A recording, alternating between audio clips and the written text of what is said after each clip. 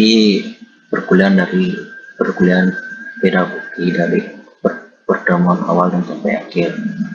Nah, sebelumnya saya akan menjelaskan materi yang akan dibahas, yaitu pengertian. Yang pertama adalah pengertian ilmu dan ruang lingkup pendidikan olahraga, dasar-dasar pendidikan olahraga, tujuan dan asas-asas pendidikan olahraga,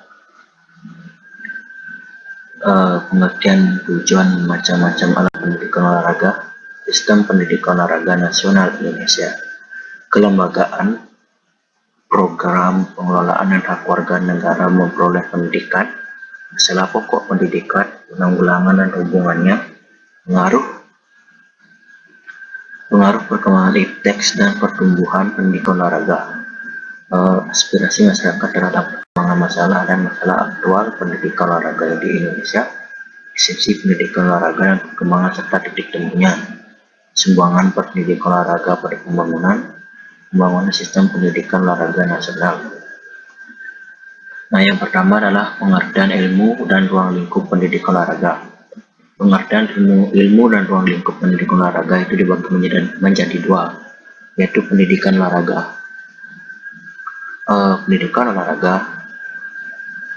olahraga adalah pengertiannya adalah olahraga adalah proses sistematik yang berupa segala kegiatan atau usaha yang dapat mendorong, mengembangkan dan membina potensi jasmani dan rohaniah seseorang sebagai perorangan atau anggota masyarakat dalam bentuk permainan, perlombaan atau pertandingan, dan kegiatan jasmani yang intensif untuk memperoleh rekreasi, kemenangan dan prestasi puncak dalam rangka pembentukan manusia Indonesia seutuhnya yang berkualitas berdasarkan Pancasila.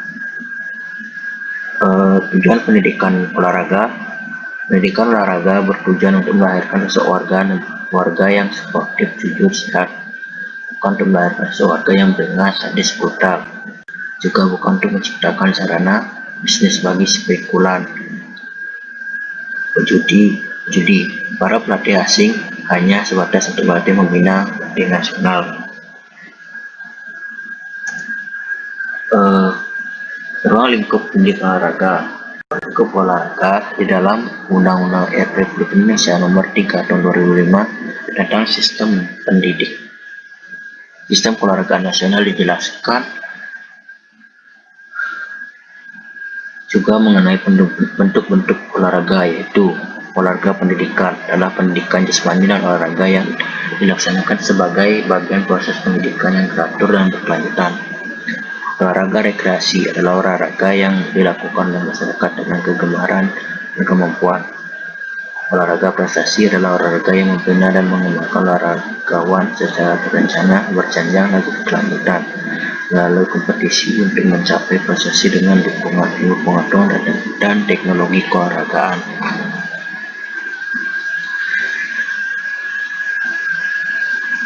Nah, yang kedua adalah dasar-dasar pendidikan olahraga. Dasar-dasar pendidikan olahraga dibagi menjadi 5. Dasar pendidikan olahraga, dasar sejarah pendidikan olahraga, dasar filsafat pendidikan olahraga, peranan filsafat pendidikan olahraga, konsep dasar pendidikan olahraga.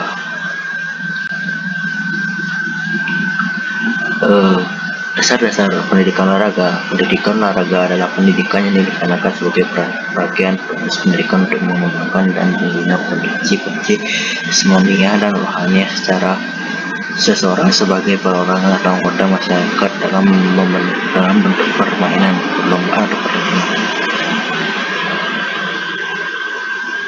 Dasar sejarah pendidikan olahraga. Pertama adalah mengenai sejarah pendek dimana setelah Indonesia merdeka, bangsa mulai berbenah diri segala bidang olahraga dan pendidikan yang mana dengan melakukan perubahan dan penyempurnaan pada pemerintahan, sistem keolahragaan dan benar-benar olahraga untuk menunjang keolahragaan dan pendidikan jasmani di Indonesia. Yang ketiga, dasar filsafat pendidikan olahraga. Pendidikan jasmani mampu menjadi alat ampuh dalam membangun karakter bangsa, moral, disiplin, dan nilai positif lainnya. Konsep dasar dari Pendidik olahraga. Pendidikan olahraga adalah suatu proses pembelajaran melalui aktivitas jasmani yang didesain untuk meningkatkan kebugaran jasmani, mengembangkan keterampilan motorik, pengetahuan perilaku hidup sehat dan aktif, sikap sportif dan kecerdasan emosi.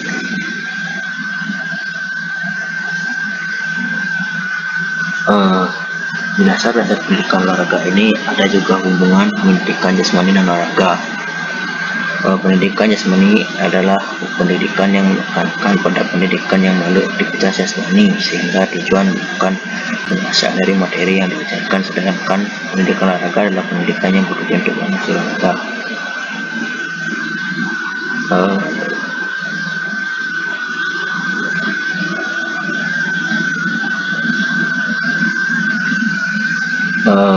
Di dalam dasar-dasar pendidikan olahraga juga ada hubungan pendidikan jasmani dan olahraga. Perbedaan pendidikan jasmani dan olahraga. Pendidikan jasmani pertama adalah perbedaannya kemampuan gerak atau motorik eksplorasi. Kedua, pengetahuan keterampilan dasar. Perbedaan sedangkan pendidikan olahraga permainan kemampuan motorik, keterampilan cabang olahraga spesialis.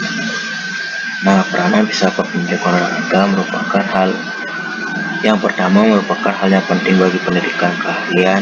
Kedua, akan membimbing para kalian. Ketiga, memberi tuntutan bagi pencarian atau profesi dan program individual. Tujuan pendidikan olahraga dan asas-asas dalam olahraga. Tujuan pendidikan olahraga dan asas-asas.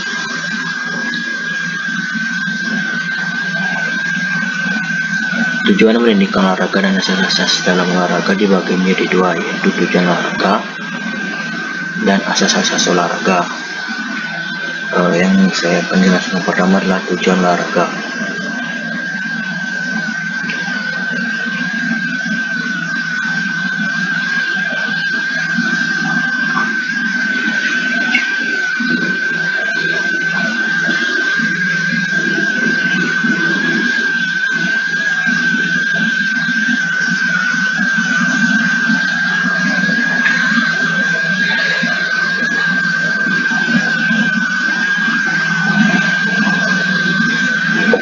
Tujuan olahraga adalah untuk mengembangkan potensi seorang atlet agar berkembang menjadi atlet yang profesional. Tujuan olahraga ini sangat banyak, yaitu bisa mengembangkan potensi seorang atlet, bisa juga untuk agar menjadi sportif dalam permainan olahraga atau dalam bertanding. Nah, yang kedua, asas-asas olahraga. Asas olahraga yaitu tidak diperbolehkan untuk tidak bertindak tidak sportif atau tidak jujur, saling menghargai sesama atlet yang melakukan pertandingan. Nah, selanjutnya pengertian tujuan macam alat pendidikan olahraga. Nah, di sini dibagi menjadi 5, yaitu sarana pendidikan, prasarana pendidikan, fungsi sarana, tujuan sarana dan prasarana, macam sarana dan prasarana.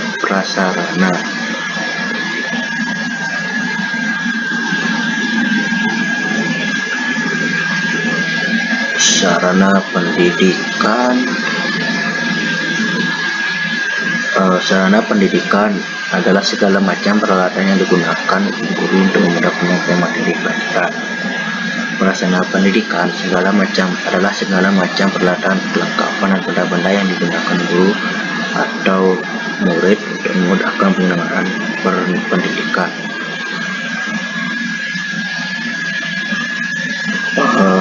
Fungsi sarana yaitu fungsi sarana berdasarkan fungsinya itu dibagi menjadi tiga, yaitu alat pelajaran, alat peraga, media pendidikan. Alat pelajaran yaitu sebagai alat untuk mengajari siswa atau mahasiswa agar bisa memahami suatu pelajaran tersebut. Alat peraga yaitu alat yang digunakan sebagai alat peraga untuk mempresentasikan suatu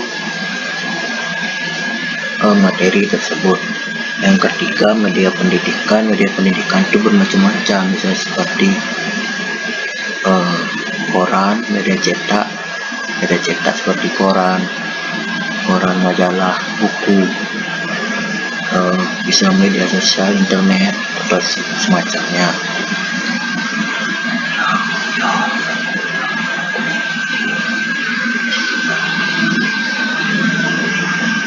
Tujuan sarana dan prasarana itu tujuannya adalah untuk mempermudah seorang siswa atau mahasiswa untuk mempelajari suatu materi, mempermudah mempelajari suatu materi. Macam-macam sarana dan prasarana itu sangat banyak sekali. Misalnya seperti sarana, macam-macam sarana itu banyak sekali, seperti sarana itu suatu alat yang digunakan untuk mempresentasikan atau mempraktikkan suatu materi pembelajaran, dan prasarana adalah suatu tempat atau lokasi yang digunakan oleh siswa untuk memulai pembelajaran. Nah, materi selanjutnya adalah sistem pendidikan olahraga nasional Indonesia.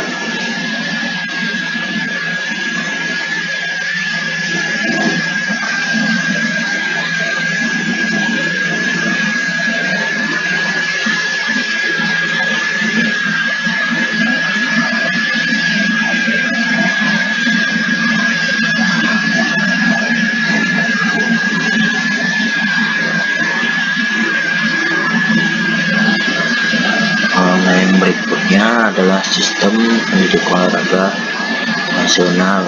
Sistem pendidikan olahraga nasional itu dibagi menjadi tiga, yaitu fungsi keolahragaan, tujuan keolahragaan, dasar sistem keolahragaan.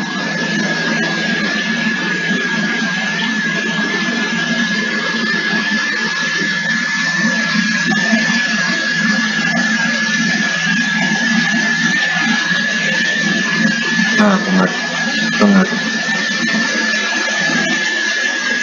pengertian sistem pendidikan olahraga nasional itu adalah sistem keluarga nasional adalah keseluruhan aspek keluarga yang saling terkait secara kebencanaan, sistematis, padu, dan berkelanjutan sebagai salah satu kesatuan yang meliputi pengaturan, pendidikan, pelatihan, pengelolaan, pembinaan, pengembangan, dan pengawasan untuk mencapai tujuan keluarga nasional. Dasar fungsi dan tujuan sistem keluarga nasional dalam pasal 22 Undang-Undang Sistem Keluarga Nasional dijelaskan keolahragaan nasional diselenggarakan berdasarkan Pancasila dan Undang-Undang Dasar Negara Republik Indonesia tahun 1945. Fungsi keolahragaan nasional berfungsi mengembangkan kemampuan jasmani, rohani, dan sosial serta membentuk watak dan kepribadian bangsa yang bermartabat. Tujuan keolahragaan nasional. Keolahragaan nasional bertujuan memelihara dan meningkatkan kesehatan dan kebugaran, prestasi kualitas manusia, menanamkan nilai moral dan akhlak mulia, sportivitas, disiplin, mempererat dan membina persatuan bangsa, memperkukuh ketahanan nasional, serta mengangkat harkat martabat dan kehormatan bangsa. Nah, di sistem pendidikan olahraga nasional Indonesia itu diatur dalam Undang-Undang Nomor 3 Tahun 2005 tentang sistem keolahragaan nasional. Terdapat lembaga mandiri yang membantu pemerintah dan dalam menjalankan sistem keolahragaan nasional, yaitu Komite Olahraga Nasional Indonesia atau KONI, Komite Olimpiade Indonesia atau KOI, Badan Olahraga Profesional Indonesia atau BOPI, Badan Standarisasi dan Akreditasi Nasional Keolahragaan BSANK. Pemerintah Indonesia telah menetapkan Hari Olahraga Nasional pada 9 September. Peran pendidikan jasmani sangat strategis, yaitu dapat menjangkau semua ranah perilaku seperti domain fisik, sosial, afektif, dan konektif. Kemudian dikatakan unik karena penjas memiliki kontribusi tidak dimiliki mata pelajaran lain seperti kebugaran jasmani, keterampilan gerak, dan pengetahuan tentang kebugaran dan gerak, serta pembentukan gaya hidup aktif dan sehat sepanjang hayat.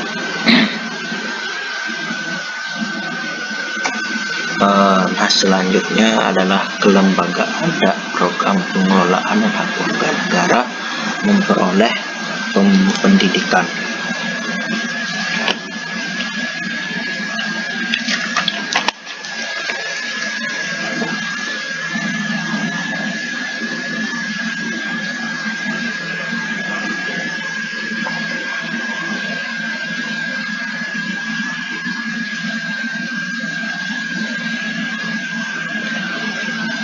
Nah, kelembagaan program pengelolaan hak warga negara memperoleh pendidikan dibagi menjadi 4, yaitu kelembagaan pendidikan, program pendidikan, pengelolaan sistem pendidikan nasional, hak memperoleh pendidikan. Nah, yang pertama adalah kelembagaan pendidikan. Kelembagaan pendidikan ditinjau dari segi kelembagaan. Penyelenggaraan pendidikan di Indonesia melalui dua jalur, yaitu jalur pendidikan sekolah, jalur pendidikan yang terstruktur dan berjenjang yang terdiri atas pendidikan anak usia dini, pendidikan dasar, pendidikan menengah, dan pendidikan tinggi. Jalur pendidikan luar sekolah, jalur pendidikan keluarga dan lingkungan yang berbentuk kegiatan belajar secara mandiri. Program pendidikan, jenis pendidikannya termasuk pendidikan sekolah, yaitu pendidikan umum, pendidikan kejuruan, pendidikan luar biasa, pendidikan kedinasan, pendidikan keagamaan, pendidikan akademik, pendidikan profesional. Yang ketiga, pengelolaan sistem pendidikan nasional. Pengelolaan sistem pendidikan nasional pada umumnya diserahkan oleh Presiden kepada Departemen atau Menteri. Dalam hal tertentu, pengelolaan pendidikan nasional yang mengandung kekhususan diserahkan kepada Departemen. Badan pemerintah lain dalam mengelola pendidikan nasional, Presiden dibantu oleh Dewan Pendidikan Nasional. Hak memperoleh pendidikan. Hak memperoleh pendidikan berada dalam pasal 31 ayat 1 Undang-Undang Dasar 1945, yaitu setiap warga negara berhak mendapat pendidikan. Dan dalam Undang-Undang Nomor 20 Tahun 2003 tentang Sistem Pendidikan Nasional, setiap warga negara mempunyai hak yang sama untuk memperoleh pendidikan nasional. Setiap warga negara mempunyai hak yang sama untuk memperoleh pendidikan yang bermutu. Dalam hal ini seharusnya pemerintah selalu memberikan bantuan kepada masyarakat yang kurang mampu dan menunjang pendidikan. Pemerintah harus bergerak cepat untuk dapat mengatasi pelanggaran HAM dan memperoleh pendidikan secara merata. Nah, selanjutnya masalah pokok pendidikan, penanggulangan dan hubungannya.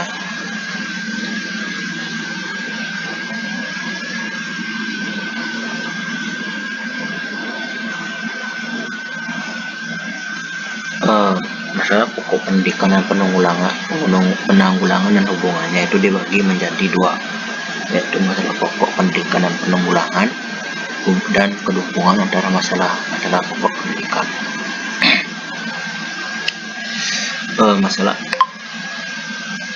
Masalah pokok pendidikan dan penanggulangannya yaitu ada 4 materi, yaitu pertama, masalah pemerataan pendidikan, yaitu anak usia sekolah tidak mempunyai kesempatan sekolah yang dimana yaitu kurangnya finansial seperti kurangnya tidak mampu untuk membiayai persekolahan, nah kurangnya fasilitas pendidikan.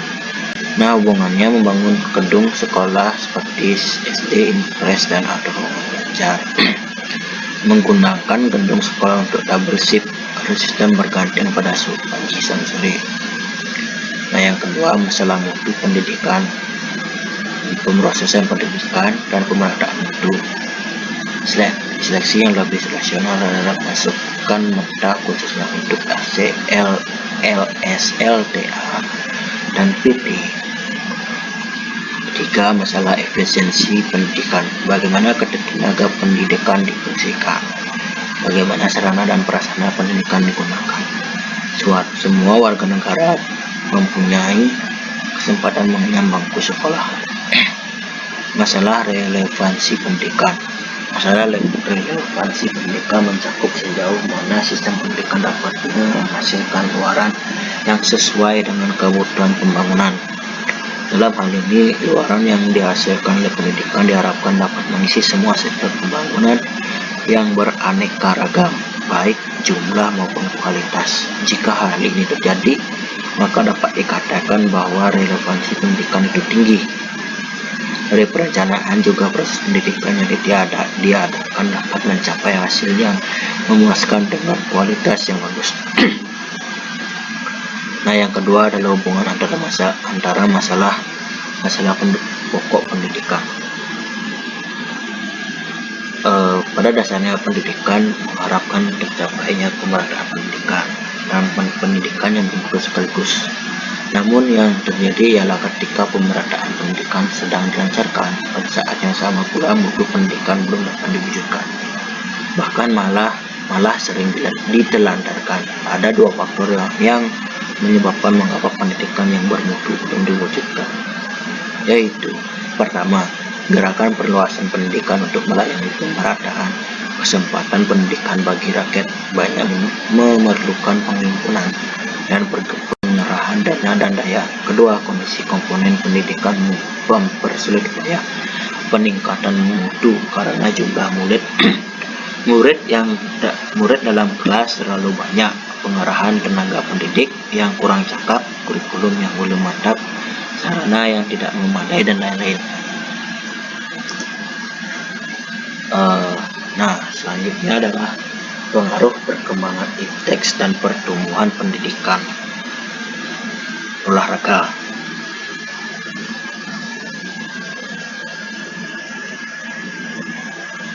Nah pengaruh perkembangan ipteks dan perkembangan pendidikan olahraga yaitu dibagi menjadi 4 materi, yaitu pengaruh perkembangan ipteks, pertumbuhan pendidikan olahraga, dampak-dampak dari perkembangan ilmu pengetahuan teknologi, dampak negatif perkembangan ilmu pengetahuan teknologi. Nah, yang saya jelaskan pertama yaitu pengaruh perkembangan ipteks.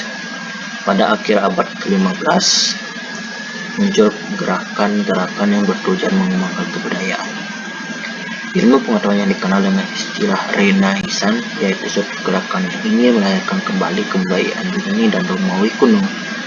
Renaissance menjunjung tinggi kemampuan manusia, baik cara berpikir atau menemukan dan menciptakan. Setelah memasuki abad ke-18, ilmu pengetahuan berkembang pesat hingga abad ini sering disebut dengan abad pemikiran. Sejak pertengahan abad ke-19, perkembangan ilmu pengetahuan berat telah tersebar di Indonesia dengan melalui pembukaan sekolah-sekolah barat bagi penduduk bumi putra. Abad ke-21 merupakan masa di mana ilmu pengetahuan teknologi tentunya membuat dampak yang besar ke kehidupan manusia.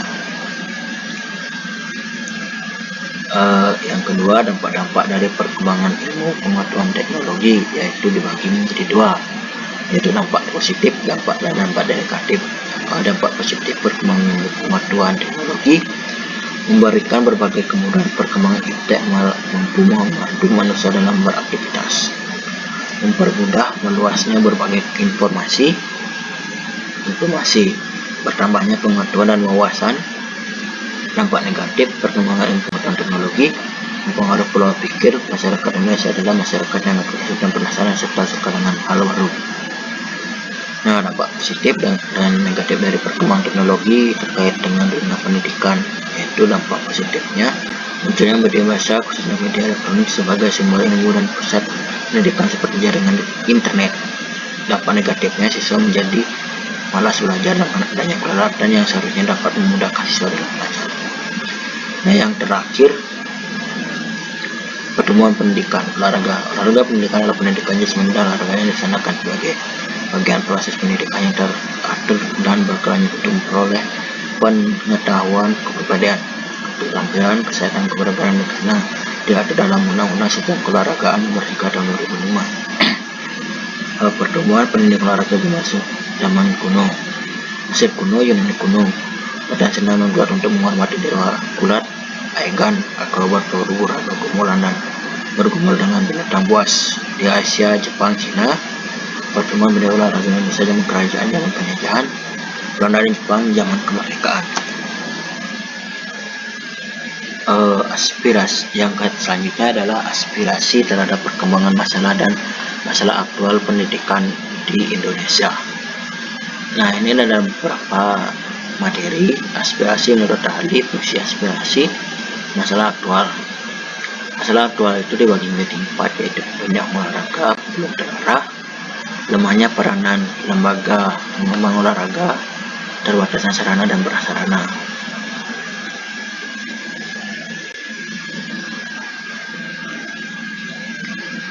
Dan sulitnya pemanfaatan fasilitas karena masih terbatas.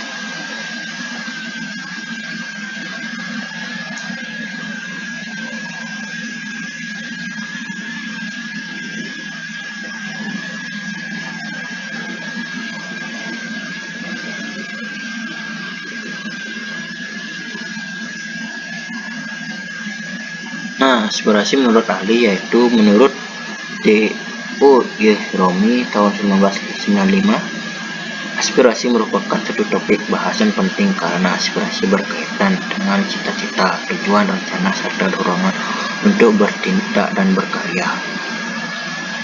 Fungsi aspirasi untuk meraih pendidikan agar kita mendapatkan masa depan yang cemerlang dan dapat membantu masyarakat yang tidak bisa bersekolah lebih lanjut, untuk mengasah kemampuan dalam masyarakat, untuk membuka pemikiran anak-anak yang pengangguran untuk mempelajari rintangan apapun yang berhubungan dengan masyarakat. Masalah aktual pendidikan olahraga yaitu seperti pendidikan olahraga belum terarah. Pendidikan belum terarah itu sepertinya kurang terarahnya oleh dari pemerintah atau dari kementerian tentang bagaimana pembinaan tentang olahraga tersebut, dan dari orang tua pun belum terarah. Namanya peran lembaga pengembangan olahraga yaitu peran lembaga pengembangan olahraga ini yaitu seperti badan-badan lembaga lainnya seperti KONI, KOI, BSANK, terbatasnya sarana dan prasarana. Nah, di Indonesia ini sarana dan prasarana untuk melakukan olahraga itu masih minim. Contohnya seperti di sekolah-sekolah. Di sekolah-sekolah sarana dan prasarananya masih minim.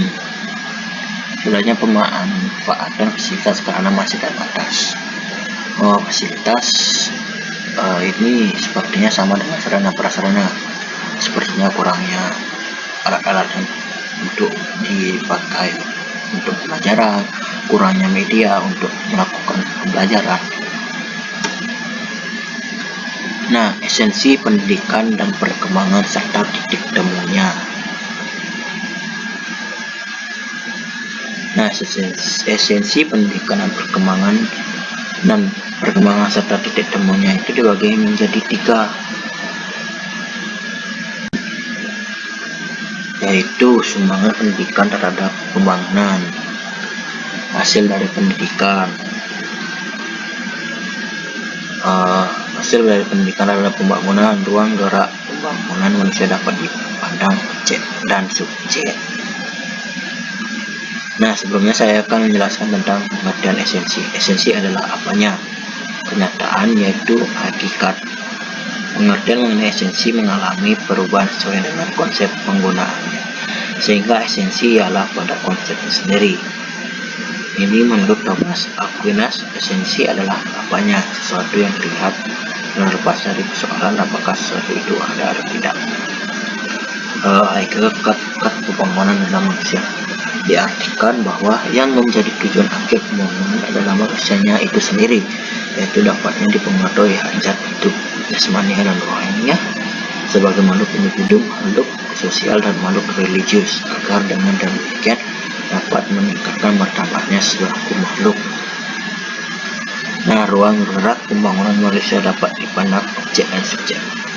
Objek dari pembangunan manusia adalah sebagai objek pembangunan manusia dipandang sebagai sasaran yang dibangun. Dalam hal ini, pembangunan meliputi ikhtisar ke dalam diri manusia berupa pembinaan pertumbuhan jasmani dan perkembangan rohani yang meliputi kemampuan penalaran, sikap diri, sikap sosial, dan sikap terhadap lingkungannya, tingkat hidup yang positif, serta keterampilan kerja. Subjek yang bisa dipandang sebagai subjek pembangunan karena ia dengan segenap kemampuannya menggarap lingkungannya secara dinamis dan kreatif, baik terhadap sarana lingkungan dan maupun lingkungan sosial atau spiritual. Semangat pendidikan terhadap pembangunan. Segi sasaran pendidikan.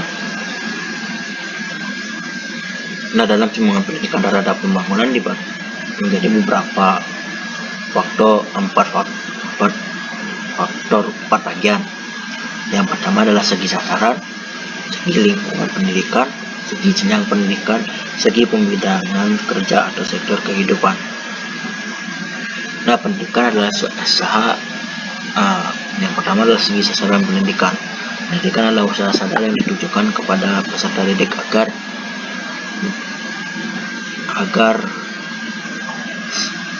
menjadi manusia yang berpribadi kuat dan utuh serta bermoral tinggi.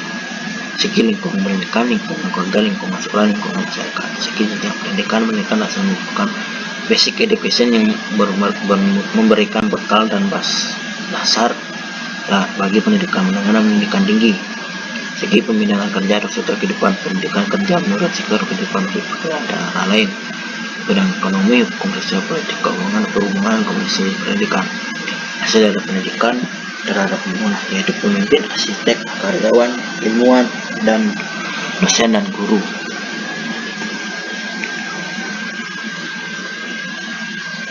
Ada sumbangan pendidikan olahraga dalam pembangunan, yaitu dalam sumbangan pendidikan olahraga dalam pembangunan yaitu dibagi menjadi 5 materi, yaitu pendidikan olahraga, tujuan olahraga,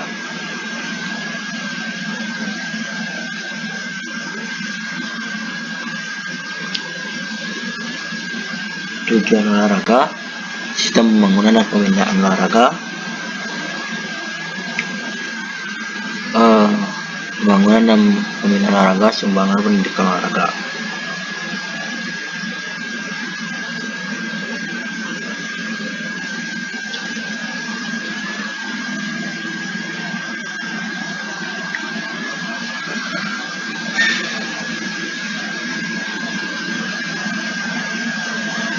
Nah, yang pertama adalah pendidikan. Pendidikan adalah usaha sadar dan terencana untuk mewujudkan zona belajar dan proses pembelajaran agar peserta didik secara aktif mengembangkan potensi dirinya untuk memiliki kekuatan spiritual, keagamaan, pengendalian diri, perbedaan kecerdasan akhlak, mulia, serta keterampilan yang diperlukan dirinya.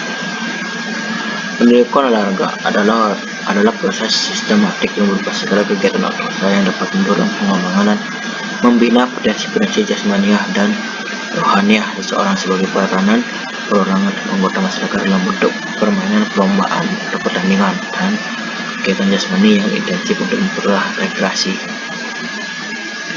Tujuan olahraga dibagi menjadi 4, yaitu mengembangkan keterampilan, meletakkan landasan moral, meningkatkan daya tahan tubuh, menumbuhkan sikap positif. Sistem pembangunan dan pembinaan. Sistem adalah suatu keseluruhan atau kultur yang kompleks atau berorganisasi, suatu himpunan atau gabungan bagian-bagian yang membentuk keutuhan yang kompleks. Pembangunan olahraga pada dasarnya merupakan satu pelaksanaan sistem. Sebagai indikator adalah terwujudnya prestasi olahraga merupakan perpaduan dari berbagai aspek usaha dan kegiatan yang dicapai melalui sistem pembangunan.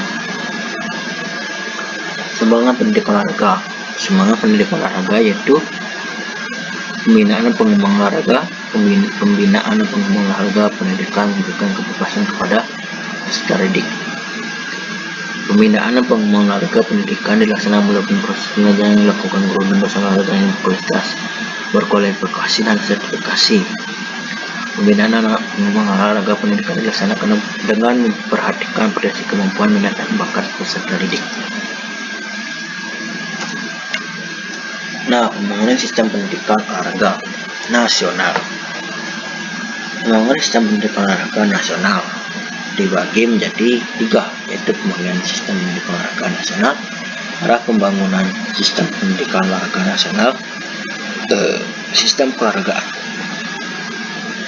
Pembangunan sistem pendidikan olahraga nasional itu dimulai dari pembangunan manusia dan lembaganya yang dimana dapat membangun suatu sistem pendidikan olahraga nasional yang terarah dan bisa beredukasi. Arah pembangunan sistem pendidikan olahraga nasional arahnya yaitu seperti siswa-siswi dalam jenjang pendidikan formal dan informal. Sistem keolahragaan yaitu sistem yang terstruktur dalam keolahragaan yang dapat dijamah oleh para olahragawan.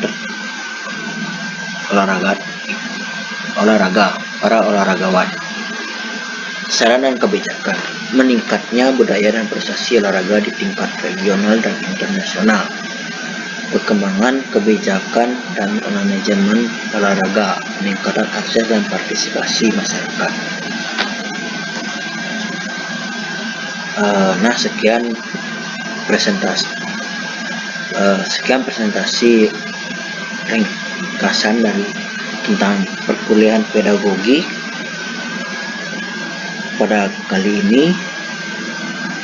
Mungkin jika ada